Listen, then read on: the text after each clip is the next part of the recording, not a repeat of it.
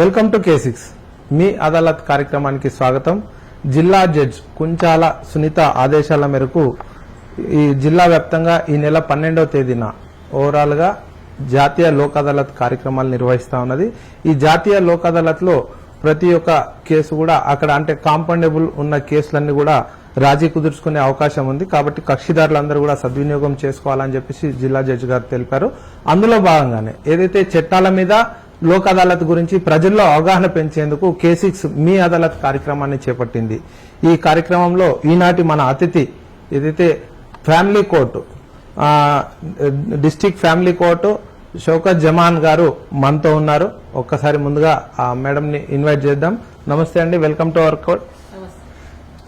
Madam చెప్పండి, ఏదైతే ఇప్పుడు జాతీయ లోక్ అదాలత్ నిర్వహిస్తా ఉన్నారు కదా, అసలు జాతీయ లోక్ అదాలత్ అంటే ఏంటి, అసలు ఎట్లా చేస్తారు ఒకసారి?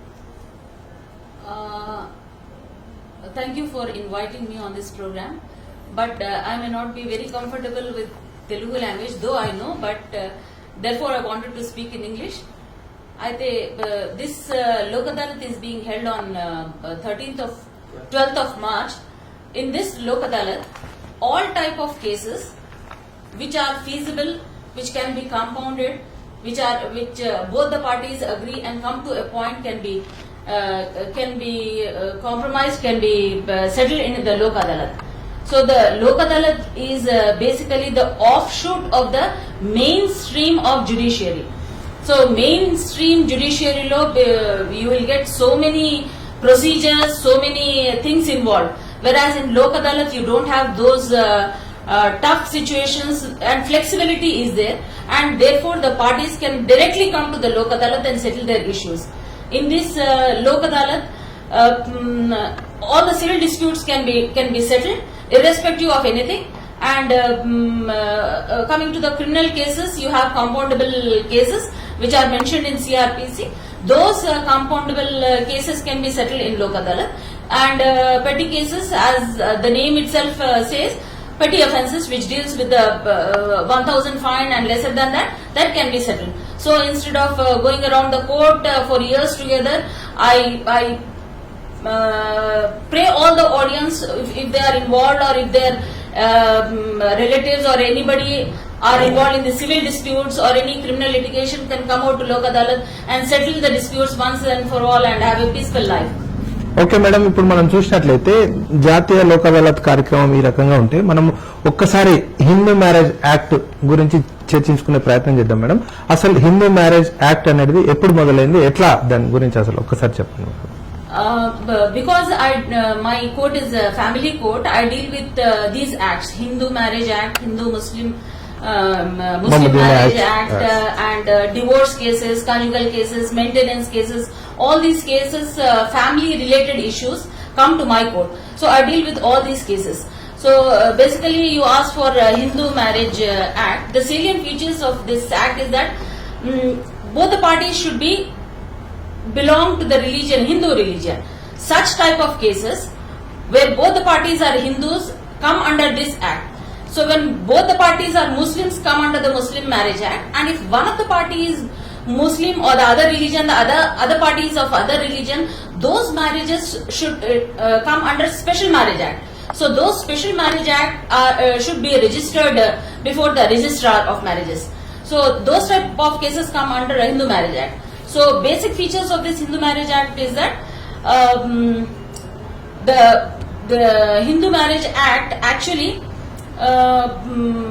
it is an effort to codify the Hindu laws. So after enactment of this act, all the races, the castes and everybody of Hindu sect follows the same act. So that has been come to a platform now. So there is no difference between races or castes or subcastes or anything like that. Every Hindu, whatever caste it is, this comes under this Hindu Marriage Act only. So ఇప్పుడు madam, అయితే ఈ Hindu marriage act గురించి మనం మాట్లాడుతున్నాం కదా, compulsory ఏదైతే పెళ్లి చేసుకుంటారో ఇద్దరు హిందువులు అనుకున్నాం, పెళ్లి చేసుకున్న తర్వాత వాళ్ళు కంపల్సరీ రిజిస్ట్రేషన్ చేసుకోవాలన్నా, చేసుకుంటేనే అది పరిగణలోకి వస్తుందా, ఎట్లా దాన్ని? There was previously this issue came up that Hindu marriages should also be registered, but however it is not made as compulsory as yet. So the provision says that if the state makes any laws, that will be implemented. As of now, it is made an option. Suppose the party wants or wishes to register it, that will be registered. If it is not registered, it is not deemed as illegal or something. It is not. It has not become mandatory. As in Muslim marriages, those are compulsorily registerable. But Hindu marriages are optional at the parties. They can register or by performing the rituals and all that marriage have the same importance. So registration is not compulsory. ఇప్పుడు మనం registration విషయంలో చూసినట్లయితే Hindu marriage act లో compulsory కాదు, అయితే మైనారిటీలో కూడా చూసినట్లయితే మనం అన్నాం కదా. ఇప్పుడు రిజిస్ట్రేషన్ చేసుకోవాలనుకుంటే ఎక్కడ చేసుకోవాలి? వాళ్ళు రిజిస్ట్రేషన్ ఆఫీస్ కే వెళ్ళాలన్నా, అదేవిధంగా ముస్లిమ్స్ వచ్చేసరికి ముస్లిం మైనారిటీ యాక్ట్ అక్కడ కూడా ముస్లిం మ్యారేజ్ యాక్ట్ అక్కడ కూడా ఏం చెప్తుంది, ఎక్కడ రిజిస్ట్రేషన్ చేసుకోవాలి వాళ్ళు, ఏంటి అసలు? రిజిస్ట్రార్ ఆఫ్ మ్యారేజెస్ అని ఉంటది, అక్కడ రిజిస్టర్ మ్యారేజెస్ రిజిస్టర్ చేసుకోవాలా. ప్రతి స్టేట్ లో register of marriages register will be kept there. So as it is not mandatory for the Hindu religion for compulsorily registering the marriage, it is optional at the parties. So but marriages in Muslim religion are made compulsory as per Muslim personal law application Shariat Act. So that has been made as compulsory. Madam, ఇప్పుడు marriage వచ్చేసరికి ఆ రకంగా ఉంది కదా, మరి divorce విషయంలో వచ్చేసరికి ఎట్లా ఉంటుంది ప్రొసీజర్? అటు హిందూ డైవర్స్ యాక్ట్ ఏం చెప్తా ఉంది, ఇటు ముస్లిం డైవర్స్ యాక్ట్ ఏం చెప్తా ఉంది? అది డివోర్స్ అంటే హిందూ మ్యారేజెస్ లో ఇప్పుడు ఇందాక చెప్పాను అది ఆప్షన్. Yes. రిజిస్టర్ చేసుకోవచ్చు, లేదంటే వాళ్ళు సాంప్రదాయంగా చేసినా కానీ that is good and valid and legal marriage. అయితే ఇప్పుడు డివోర్స్ కోసం మీరు రిజిస్టర్ చేసినా చేయకున్నా డివోర్స్ మాత్రం మీరు ఫ్యామిలీ కోర్టులోనే వేయాల్సింది. ఖచ్చితంగా లా ప్రొసీజర్ ఫాలో అయ్యి మీరు డివోర్స్ తీసుకోవాలా. మేము రిజిస్టర్ చేసుకోలేదు కదా అందుకని డివోర్స్ మాకు కోర్టుతో అవసరం లేదు అని చెప్పడానికి లేదు. You have to compulsorily come to court and take a divorce by following due procedure in the family court. So that divorce proceedings you have to compulsorily follow whether your marriage is a registered marriage or not registered marriage. So there is a proceeding of divorce in the family courts where if both the parties come to mutual understanding, they file a petition before the court, we are mutually consented to divorce. అదొక petition వేసుకోవచ్చు. లేదు అంటే we have if one of the spouse ఎవరైనా భార్య అన్న భర్త అన్న వచ్చి ఆ డిజర్షన్ మీద డివోర్స్ వేసుకోవచ్చు, అప్లికేషన్ వేసుకోవచ్చు. లేదు క్రుయాలిటీ మీద అప్లికేషన్ వేసుకోవచ్చు. అట్లాగే సెక్షన్ 13 లో ఆ ప్రొవిజన్స్ ఉన్నాయి, మనకి 7-8 ప్రొవిజన్స్ ఉన్నాయి. ఆ ప్రొవిజన్స్ కింద డివోర్స్ కోసం ఫైల్ చేసుకోవచ్చు. వైఫ్ అయినా హస్బెండ్ అయినా ఫైల్ చేసుకోవచ్చు. మ్యూచువల్ కన్సెంట్ వచ్చినప్పుడు 13B కింద ఇద్దరు spouse both the parties should come together to the court and file the mutual consent divorce. So that will be followed due procedure and divorce will be granted if proved. ఇప్పుడు Hindu marriage act లో ఎన్ని classes ఉన్నాయి madam? ఎన్ని రకాల classes ఉన్నాయి ఏంటి అసలు? ఇప్పుడు క్లాస్ 1, క్లాస్ 2, క్లాస్ 3 ఇట్లా ఏం చెప్తున్నాయి అవి హిందూ మ్యారేజ్ యాక్ట్ లో? Hindu marriage act basically deals with the age of the parties should be, as you know, that they both should be major. Yes. 21 years for the boys, 18 years for the girls. And one more thing is that Hindu marriage act prohibits polygamy or bigamy. So polygamy means marrying more than one wife, and bigamy is having 2 wives. So that is prohibited in the Hindu marriage act. Only monogamy is there. So supposing if there is a complaint from the wife that the husband married second, that the Hindu husband has married second time, or he is having a second wife, then under IPC section he is liable for punishment. Whereas it is not in Muslim marriages. Yeah. In Muslim marriages one can go up to 4 marriages, but it is not compulsory, as our Prophet has said that you marry only one. He has not supported the marriage for 4. He supported marriage only one. if at all, if any consequences arises that the wife is medically ill or unable to conceive or unable to bear the children, or if any such other type of Circumstances, the conditions are there, Yes, then you are entitled. He permitted for up to 4 marriages, but he did not support that. So that is not punishable for Muslims. They can go for second marriage, but they are not liable for punishment in IPC. Whereas in the Hindu Marriage Act, only monogamy kabatti. If the husband marries second time, he is liable for punishment under IPC. So that is there. And Hindu Marriage Act also contains provisions about divorce. Divorce A conditions లో ఒక spouse వచ్చి తీసుకోవచ్చు. ఆ conditions section 13 లో మనకు ఉన్నాయి. And ఆ conditions ఎవరన్నా వైలేట్ చేసినప్పుడు వైఫ్ అన్న హస్బెండ్ అన్న వచ్చి అప్లికేషన్ వేసేసి డివోర్స్ తీసుకోవచ్చు. ప్లస్ అందులో మనకు మెయింటెనెన్స్ పర్మనెంట్ ఎలిమనీ ఉంది. సెక్షన్ 25 హిందూ మ్యారేజ్ యాక్ట్ కింద పర్మనెంట్ ఎలిమనీ అడగొచ్చు వైఫ్. 24 కింద సెక్షన్ 24 కింద ఆ maintenance during proceedings, divorce proceedings కింద అడగొచ్చు. Then custody of the child, minor child during the proceedings, divorce proceedings, అది ఆ ప్రొవిజన్ ఉంది. కంజుగల్ రైట్స్ కి ఏం చేయాలా, వాట్ ఈస్ ద ప్రొసీజర్, ఆ ప్రొసీజర్ ఉంది మనకి హిందూ మ్యారేజ్ యాక్ట్ లో. సో ఇవన్నీ procedures, these are the highlights of the. ఇప్పుడు మరో అంశం మనం అందులో చూసినట్లయితే మేడం, ఏదైతే డైవర్స్ కి వేస్తారు, పెళ్లి చేసుకున్నారు, ఏదో సమ్ కారణాల వల్ల డైవర్స్ కు వెళ్తారు. డైవర్స్ కి వెళ్ళినప్పుడు మరి వాళ్ళకి కలిగిన పిల్లలు, సంతానం ఉంటారు కదా, వాళ్ళ కస్టడీ అని ఎవరు బాధ్యత వహిస్తారు, ఎట్లా ఉంటుంది దాన్ని? కస్టడీ అన్నప్పుడు generally 2 separate laws are there for Hindus and Muslims. Yes. Right. So generally I am speaking, Yes. the custody of the child will be given to mother up to the age of 5 years in Hindus. Yes. Under Hindu law. Yes. Under Hindu law. Yes. Generally. Yes. Unless otherwise proved. Oh. ఇప్పుడు వాళ్ళ అమ్మకి ఏమైనా mentally condition బాగాలేదు అన్నప్పుడు ఇయ్యరు, అప్పుడు మళ్ళీ change అవుతుంది. సో అన్లెస్ అదర్వైజ్ పరిస్థితిని బట్టి అక్కడ మారుతుంది. జనరల్లీ మాత్రం 5 years వరకు అమ్మ దగ్గర ఉండాలా అన్నట్టుగా హిందూ రిలీజియన్ లో ఉంది. అదే కోర్ట్స్ కూడా ఫాలో అవుతారు. ముస్లిం లాకి వచ్చేసరికి up to 7 years with the mother. The child should be up to 7 years with the mother. And if he is a boy and if she is a girl, until the age she attains majority puberty age కి వచ్చేసరికి ఆ girls ని మాత్రం వాళ్ళ mummy దగ్గర ఉంటారు. Older boys ఎవరైనా ఉంటారు కస్టడీ కోసం ఉన్నప్పుడు వాళ్ళ నాన్న కస్టడీ ఇస్తారు ముస్లిం మ్యారేజెస్ కింద. However I want to make it clear that winning a battle by a spouse, single spouse, mother or father, winning of the battle of custody does not mean that the other spouse loses the interest of the child, loses the rights over the child. Atla ani em kaadu. That mother or father is having the same rights over the child before winning the custody or after winning. That doesn't affect that anything. అంటే అక్కడ పిల్లల అభిప్రాయాలు కూడా సేకరించే అవకాశం ఏమైనా ఉంటుందా? అంటే పేరెంట్స్ ఒక్కోసారి నేను తల్లితోనే ఉంటాను, నేను తండ్రితోనే ఉంటాను అని చెప్పేసి కూడా అనే అవకాశం ఉంటుంది కదా, ఎట్లా? అది ఏంటంటే ఒక అప్ టు 9 years ఉన్న పిల్లల్ని కొంచెం వాళ్ళకి మ్యాచ్యూరిటీ ఉంటుంది. కొంచెం మనం అడిగే ప్రశ్నలకు కూడా వాళ్ళు సమాధానం ఇవ్వగలరు. చిన్న చంటి పిల్లలకి మనం ఏం చేయలేము కాబట్టి వాళ్ళకి మనం వీ కెనాట్ ఆస్క్ దెం. కొంచెం వాళ్ళకి అవగాహన వచ్చిన వాళ్ళకి పిలిచేసి అడుగుతారు, నాన్న ఎక్కడికి వెళ్ళాలనిపిస్తుంది నీకు, అమ్మ దగ్గర ఉంటావా, నాన్న దగ్గర ఉంటావా. So primary importance will be given by the courts to the child's opinion.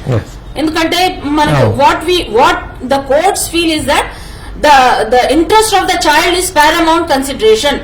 ఆ ఇద్దరు జగడాల మధ్యలో ఆ బాబు సఫర్ కాకూడదు, ఆ చైల్డ్ సఫర్ కాకూడదు. So that is the basic thing what the courts will see. So అందుకని ఒకవేళ అవగాహన ఉన్న పిల్లలకి up to 9 years, generally 8 or 9 years, we feel that the boy is able to answer the questions, he is having some attachment to the parents, we'll call him and ask him, so where you want to stay, whether you want to stay with mama, whether you want to stay with dad, or then if they answer, and we repeatedly give some other type of questions. అట్లా అడుగుతూ ఉంటాం అంటూ 3-4 questions. ఎందుకంటే ఒక్కొక్కసారి పిల్లలేమో లోపలికి వచ్చేసరికి కొంచెం ట్యూటర్ వస్తారు. అది లేకుండా మనం ఏం చేస్తామంటే వేరే వేరే క్వశ్చన్స్ అడిగేసి కొంచెం వాళ్ళ ఆలోచన ఏమున్నది అని డ్రా చేయడానికి ప్రయత్నం చేస్తాము. ఒకసారి మనకు తెలిసింది లేదు బాబు వాళ్ళ అమ్మ దగ్గరనే ఉండాలనిపిస్తుంది అక్కడ ఉంటేనే సురక్షితంగా ఉంటాడు అని. అన్నప్పుడు we'll consider that. So totally will consider the child's opinion if he is able to understand the questions. ఇప్పుడు ఈ హిందూ మ్యారేజ్ యాక్ట్ గానీ ఈ ముస్లిం మ్యారేజ్ యాక్ట్ గానీ దీనికి సంబంధించిన కేసెస్ పరిష్కారం కోసం అంటే సపరేట్ కోర్ట్స్ ఏమైనా ఉన్నాయా? రెగ్యులర్ కోర్ట్స్ అయినా లేదంటే డిఫరెంట్ కోర్ట్స్ ఏమైనా ఉన్నాయా? Different courts family court family కోర్టే ఉంది. Family court deals with all the matters, all the family court matters. Family court issues ఉన్న కస్టడీ అంటే రెగ్యులర్ కోర్ట్ లో ఇవి డిస్కస్ కావు, అక్కడ సెటిల్మెంట్ కావు. రెగ్యులర్ కోర్ట్ లో కాదు, ఫ్యామిలీ కోర్ట్ లోనే అవుతుంది. అది ఫ్యామిలీ కోర్ట్ ప్రత్యేకత ఏమిటి మేడం ఒక్కసారి? Family court means the family court deals with all types of family issues between the spouses, about the conjugal rights, about the divorce, about the maintenance cases, about the child custody cases, about adoption cases and all such cases. అన్ని ఈ రకమైన family issues ని ఉన్న cases అన్ని family కోర్టే deal చేస్తుంది. Regular కోర్టులో వేయడానికి లేదు, ఎందుకంటే ప్రతి జిల్లాలో ఆల్మోస్ట్ ఫ్యామిలీ కోర్ట్ ఎస్టాబ్లిష్ చేశారు, ఫ్యామిలీ కోర్ట్ ఎస్టాబ్లిష్ చేశారు. అయితే ఫ్యామిలీ కోర్ట్ కే జ్యూరిస్డిక్షన్ ఉంది ఇవన్నీ మ్యాటర్స్ డీల్ చేయడానికి. మేడం ఇప్పుడు ఏదైతే మనం ఈ ఫ్యామిలీ డిస్ప్యూట్స్ అనుకుంటున్నాం కదా, మరి ఇది ఎంత కాలము నడుస్తుంటది? ఒక్కొక్క కేసు డ్యూరేషన్ ఒక్కొక్క కోర్టులో సెటిల్మెంట్ కావాలంటే ఎంత కాలం తీసుకుంటుంది? అదే జాతీయ లోక్ అదాలత్ నిర్వహిస్తా ఉన్నారు కదా, మరి దాంట్లో కూడా సెటిల్మెంట్ చేసుకునే అవకాశం ఏమైనా ఉంటుందా? అయితే there are some cases where law has provided 6 months లో డిస్పోజ్ ఆఫ్ చేయాలా, 1 year లో డిస్పోజ్ ఆఫ్ చేయాలా, ఎక్కువ టైం తీసుకోవద్దు అనేది స్పెసిఫిక్ గా ఉన్నాయి కొన్ని ప్రొవిజన్స్ లో. కానీ అది ఒక్కొక్కసారి ఎక్సీడ్ అవుతుంది, ఒక్కొక్కసారి తొందరగా డిస్పోజ్ ఆఫ్ అయిపోతుంది. డిపెండ్ ఆన్ పార్టీస్ సిచ్యువేషన్ బట్టి, depends on parties and depends on situations. So ఇప్పుడు లోక్ అదాలత్ లో వచ్చేసరికి all matters belonging to family court cannot be settled. Like divorce cases ఉన్నాయి, మీరు డివోర్స్ కేసెస్ సెటిల్మెంట్ కోసం చేయలేరు, మనం లోక్ అదాలత్ లో అవి సెటిల్ కావు, అది రెఫర్ చేయడానికి లేదు. అయితే ఫ్యామిలీ కోర్ట్ లో మెయింటెనెన్స్ కూడా ఉంటాయి, ఆ మెయింటెనెన్స్ కేసెస్ మీరు లోక్ అదాలత్ లో సెటిల్ చేసుకోవచ్చు. ఇప్పుడు హస్బెండ్ వచ్చేసి నేను I give 10,000 per month, let's end this litigation అన్నారు అనుకోండి, అది ఒకటి సెటిల్ అయిపోతుంది. సో అలాగా, లేకపోతే కంజుగల్ రైట్స్ కేసారనుకోండి, కంజుగల్ రైట్స్ అంటే the case is filed by the wife or the husband asking him to join his company. మాకు అట్లా. సో ఆ కంజుగల్ కేసెస్ ని కూడా కొంచెం రీకన్సిలియేషన్ చేసేసి వాళ్ళకి చూడండి, ఉండండి, పిల్లలు ఉన్నారు కదా, వాళ్ళు ఎక్కడ అవకాశం ఉంటది, అది సెటిల్మెంట్ చేసుకోవచ్చు. అయితే ఇవి చేసుకోవచ్చు, కానీ డివోర్స్ కేసెస్ అవి సెటిల్మెంట్ లోక్ అదాలత్ లో అవ్వవు. మిగతా చిన్న చిన్నవి ఇలా మెయింటెనెన్స్ కేసెస్ ఉన్నాయి, కన్జుగల్ రైట్స్ కేసెస్ ఉన్నాయి, ఇవి వీ కెన్ సెటిల్. ఇప్పుడు మేడం మరో అంశం మనం చూసినట్లయితే ఏదైతే డైవర్స్ కేస్తారు, తల్లి ఒక జాలు ఉంటాడు, భర్త ఒక జాలు ఉంటాడు, భార్య ఒక జాలు ఉంటుంది, మధ్యలో పిల్లలు కూడా అదవుతుంది. వాళ్ళ మెయింటెనెన్స్ ఇప్పుడు చదువుకే కానీ వాళ్ళకి సంబంధించిన ఎవరు భరిస్తారు, ఎట్లా ఉంటుంది? అది వచ్చినంత వరకు మరి ఎట్లా ఎవరు బాధ్యత వహించాల్సి ఉంటుంది? Actually, it is the responsibility of the husband to look after the wife and children. మనకు ప్రొవిజన్ ఉంది, 125 CRPC అన్నది ఉన్నది. అందులో supposing the husband being able to look after the wife and children but deserted or avoided to maintain them, so they are liable for maintenance. అంటే వాళ్ళు ఇయ్యాల compulsory. ఇప్పుడు wife వచ్చేసి 125 కింద సిఆర్పిసి పిటిషన్ వేసినప్పుడు మేము మెయింటెనెన్స్ గ్రాంట్ చేస్తాం wife కి అండ్ చిల్డ్రన్ కి. సో సర్టన్ అమౌంట్ ఉంటుంది, వాళ్ళు ఎంత అడుగుతున్నారు దాన్ని బట్టేసి, ఫైనాన్షియల్ కెపాసిటీ బట్టేసి. ఇప్పుడు లేటెస్ట్ గా సుప్రీంకోర్టు కేసులో ఒకటి వచ్చింది, అందులో మీరు అసెట్స్ అఫిడవిట్ కంపల్సరీ వేయాలని అనేసి, తీసుకోవాలా కంపల్సరీ అనేసి అన్ని కోర్టులకు డైరెక్షన్ ఉంది సుప్రీంకోర్టుది. అయితే ఆ సుప్రీంకోర్టు కేసు లా ప్రకారంగా both the parties respondent and petitioner has to file a petition showing their assets and liabilities. So basing on that we will decide the amount of maintenance to be granted to the petitioner.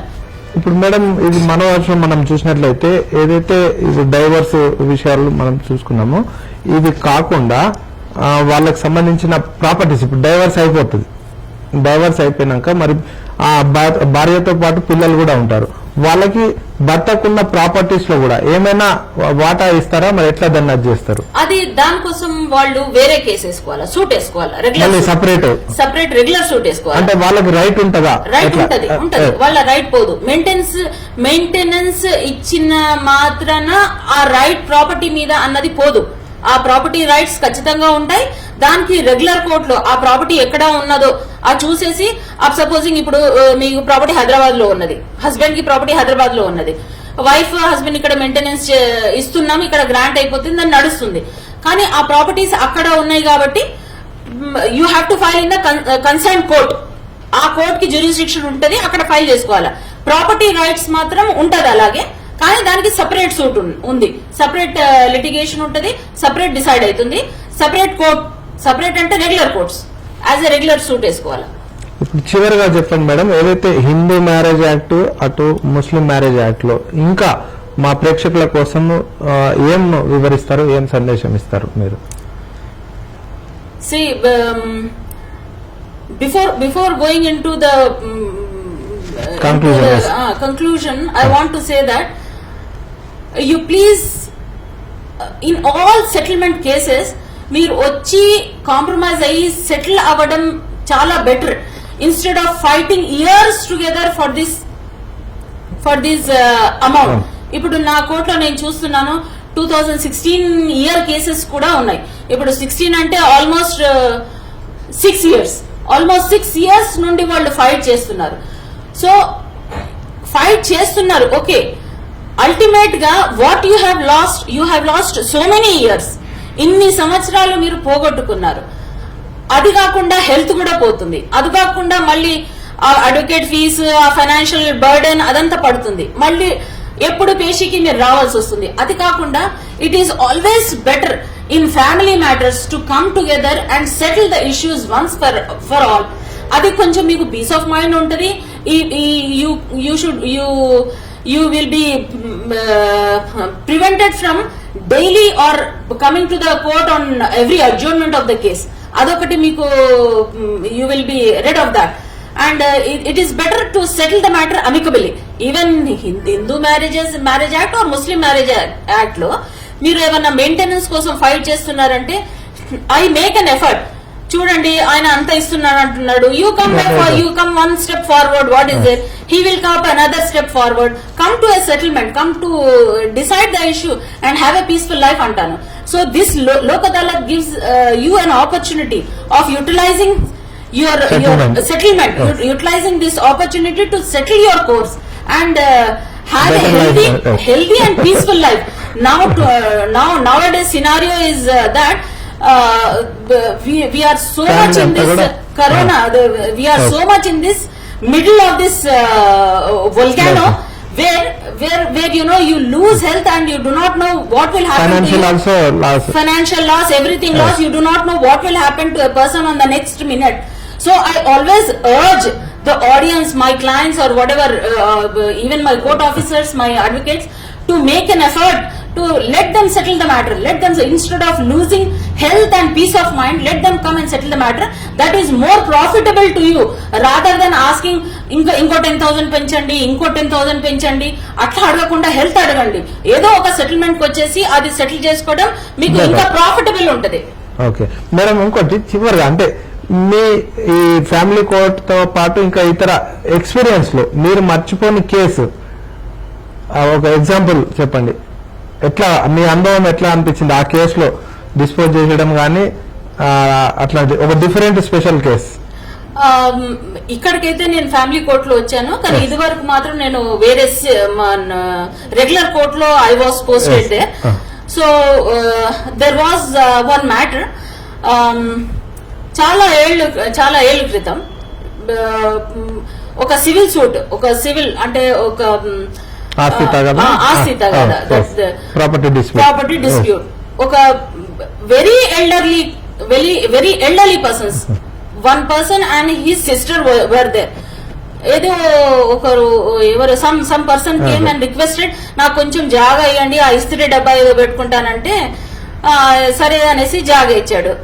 ఇచ్చేస్తే అది ఇంకా అది 2 years 5 years continue చేసుకుంటుంటే 10 years ఉండేసి ఆ permanent కట్టేశాడు అక్కడ permanent structures ఏదో పాపం అని చెప్తే ఇవాళ రేపు పర్మనెంట్ స్ట్రక్చర్స్ కట్టుకుని ఎలక్ట్రిసిటీ కనెక్షన్ తీసుకున్నాడు, అంత తీసుకొని ఇప్పుడు వెకేట్ చేయమని చెప్తే నేను చేయను అంటాడు. సో అదొక జడ్జ్మెంట్ పాస్ చేశాను నేను. పాస్ చేసేసి not the judgment but when the EP is filed after the appeal time is over, when the EP is filed and everything, that was executed. That was dismantled and given to the elderly couple. They came to my court. They came to my court and looking at their faces, I was so happy. Justice has been done. Justice has been done. అంటే చాలా మర్చిపోయిన సంఘటన ఇది life లో. వాళ్ళు కూడా మర్చిపోరు, ఎందుకంటే వృద్ధులు వాళ్ళు ఈ రోజు ఆస్తి ప్రాపర్టీ చాలా కోట్లలో పెరిగిపోయింది. అవును, అది చాలా చాలా హ్యాపీగా ఫీల్ అయ్యాను. Because I ultimately felt that yes, justice has been done. If there was some delay in that, but alhamdulillah it was done. Okay, overall గా ఇప్పుడు ఎండింగ్ లో లోక్ అదాలత్ గురించి ఎప్పుడు నిర్వహిస్తారు, ఎలాంటి cases? Lok Adalat is being conducted on 12th of March. So I request all the people who have civil disputes, one or the other, ఏదైనా wall dispute, encroachment disputes, property disputes, ఏదైనా ఇలాంటి civil disputes ఉంటే it is always much better to come to Lok Adalat and have a settlement. మనం ఇవాళ రేపు చూస్తున్నాం చాలా మనకు ఆ డిసీజెస్, ఆ కరోనా, అది లేనిపోని రోగాలు, అవి ఇవి, మనకు అసలు పీస్ ఆఫ్ మైండ్ లేదు, మనకు ఆరోగ్యం కూడా లేదు. ఇప్పుడు ఫైనాన్షియల్ స్ట్రెస్ కూడా పెరిగిపోయింది మనకి. సో అవన్నీ అవాయిడ్ చేసుకుంటా it is always better. See times are not like that as it was previously ఉన్నప్పుడైతే చూసుకుందాం, మనం వాడు నెగ్గుతాడా మనం నెగ్గుతామా చూసుకుందాం అన్నట్టుగా ఉంటుండే. కానీ ఇప్పుడు అలాగా లేదు. పరిస్థితి లేనప్పుడు we have to come. It is better to come to Lok Adalat and settle the issues. It is civil matters. Criminal cases లో లిస్ట్ ఆఫ్ కాంపౌండబుల్ కేసెస్ ఉన్నాయి. ఆ చిన్న చిన్న ఇంజురీ కేసెస్ 337, 338 లో, 323 లో, 324 సెక్షన్స్ లో ఇవన్నీ సెటిల్మెంట్ చేసుకోవడానికి అవకాశం ఉంటది. ఆ కంప్లైనెంట్ తో మనం పిలుచుకొని వచ్చి ఆయనతో రాజీ అయితే కంప్లైనెంట్ వచ్చేసి మనకి రాజీ చేసుకోవచ్చు, సెటిల్ చేసుకోవచ్చు. అది కాకుండా ఎన్ఐ కేసెస్ కూడా మీరు సెటిల్మెంట్ చేసుకోవచ్చు. NI cases cheque bounce cases where cheque has been issued by one person and it has been bounced. So అలాంటి కేసెస్ లో instead of losing your health and peace of mind and dragging the case over years together, it is always better to come to a conclusion, come to a settlement and get rid of these cases. NI cases లో మాత్రం చాలా మీకు ఈ లోక్ అదాలత్ అన్నది opportunity to settle the course. Okay madam, thank you very much madam. మీ అమూల్యమైన సమయాన్ని మా ప్రేక్షకులకు కేటాయించి Hindu marriage act, Muslim marriage act గురించి, లోక్ అదాలత్ గురించి వివరించినందుకు మీకు ధన్యవాదాలు తెలుపుతా ఉన్నాము. Thank you very much. Overall గా చూశాం కదా, ఏదైతే Hindu marriage act, Muslim marriage act గురించి జస్టిస్ గారు చెప్పడం జరిగింది. ఈ నెల 12వ తేదీన జాతీయ లోక్ అదాలత్ కార్యక్రమము ఉమ్మడి జిల్లా వ్యాప్తంగా నిర్వహిస్తా ఉన్నారు. ఈ యొక్క జాతీయ లోక్ అదాలత్ లో ఏదైతే కాంపౌండబుల్ కేసెస్ తో పాటు సివిల్ కేసెస్ అన్ని కూడా రాజీ కుదుర్చుకునేందుకు అవకాశం కల్పించారు. కాబట్టి మీరందరూ కూడా ఉన్న కేసెస్ సంబంధించిన వాటిని కక్షిదారులందరూ కూడా ఈ అవకాశాన్ని సద్వినియోగం చేసుకోవాలని చెప్పేసి జిల్లా జడ్జ్ కుంచాల సునీత గారు పిలుపునివ్వడం జరిగింది. అందరూ కూడా సద్వినియోగం చేసుకోవాలని K6 కోరుకుంటుంది. ఇది ఈనాటి మీ అదాలత్ కార్యక్రమం. మరో కార్యక్రమంలో మళ్ళీ కలుద్దాం. అంతవరకు చూస్తూనే ఉండండి మీ K6.